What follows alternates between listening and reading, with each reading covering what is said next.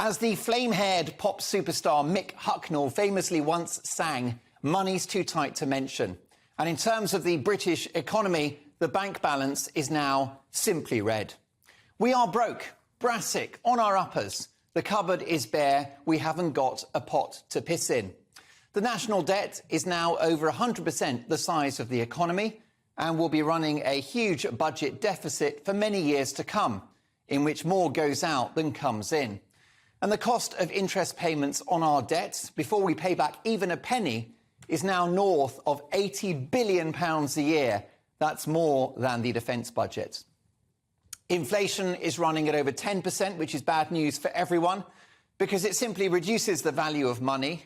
And with the main lever to control it being raised interest rates, it means the cost of our mortgages, loans and credit cards go up as well. Hilariously, bitter Remainers will have you believe this is all down to our decision to leave the European Union, which doesn't explain raging inflation or recession on the continent. I'm not sure that Germany had Brexit too, did they? For the avoidance of doubt, this is not about Brexit or even the Ukraine war, which has, I'll grant you, spiked energy prices. The UK economy is utterly broken as a result of an arrogant, misguided and diabolical overreaction to a flu-type virus. The predominant theme of the next 10 years will be managed economic pain, thanks to our insane adoption of Chinese-style lockdowns over the last 2.5 years, which half-witted idiots calling themselves economic experts from this university and that told me was cost-neutral. The experts, eh? Next time I will listen to unqualified idiots. They'll probably make more sense and we'd be in a better position.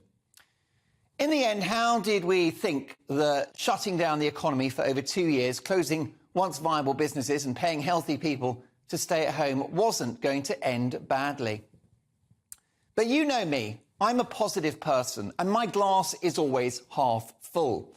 We're in for a rough ride in the next few years, but we'll get through this as we've been through so much worse as a nation, particularly 2 devastating world wars in the last century. But this also gives us an opportunity to reboot and to start again, particularly in relation to public spending and the size of the state. The truth is that for decades now, we have lived beyond our means. Government after government have resisted balancing the books and achieving a level of public expenditure that actually equates to our income, like you and I have got to do at home and businesses have to do in the office. In other words, balance the books. For decades, we've been living on the never, never. Well, never again. For too long, we've been living high on the hog, with the printing of empty billions and the illusion of growth from cheap borrowing. But the game's up and the party is over. Austerity isn't even a choice now.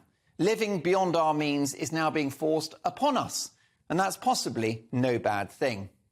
The government are looking at every tax rise you can think of, and every cost-cutting measure to boot. HS2, the Sizewell nuclear power plant, the arts budget, the police, schools, you name it. It's all subject to austerity, the sequel. This time we mean it. It didn't have to be this way, but we thought we could stop a virus. Sorry. The international bond markets, upon whose largesse we relied for too long, have a gun to our head right now. Even a future Labour government in the pocket of the unions will not be able to spend with abandon, as now it's Rolex-wearing, bonus-chasing financiers who run Britain, not the government. Only with sustained economic growth are we back in charge. So it's not ideal, it is self-inflicted, but we are where we are. Which is why Rishi Sunak must get real and be honest with the British people. That the way this country has spent money over the years has been unsustainable. And now, with the cupboard bare, expectations about just how much the state can do in our lives must be drastically reduced.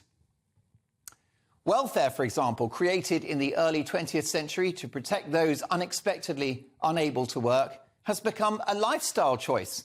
Don't take my word for it. Why are there currently over 1 million job vacancies in this country? The NHS used to be there to help you if you suffered an unexpected illness or if you were unlucky enough to go under a bus. The NHS was there to put you back together again like Humpty Dumpty.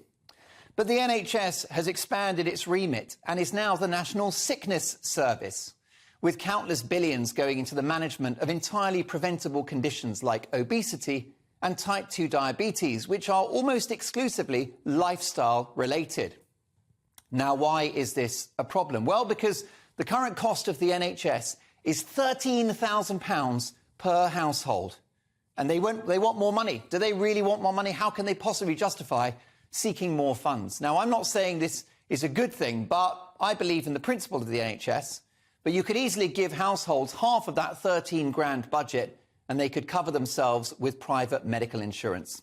That's how inflated the state provision of so-called public health has become. So in the end, the push for growth and a smaller state is no longer ideological, it's existential.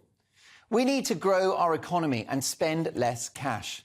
The days of the state wiping your arse are no more, because the state is on its arse. For years, we've been living in a fool's paradise, and the current economic shock has transported us back to reality with a bump. This is an unprecedented economic crisis, but it's an opportunity too. It's time for Britain to wake up and smell the coffee. We must aim over time for a low-tax, small state, big economy and a handsome national income. That's how you look after everyone in our society, especially the poorest. It helps no one to tax and spend your way to oblivion or to borrow to the high heavens. No one is too big to go down, and we don't want to be another Greece. I don't think that's overstating it. Such is the gravity of the situation. So our new Prime Minister, who I'm certain is up to the job, needs to make some tough decisions. And the economy needs some tough love. And if you don't like the sound of that, tough luck.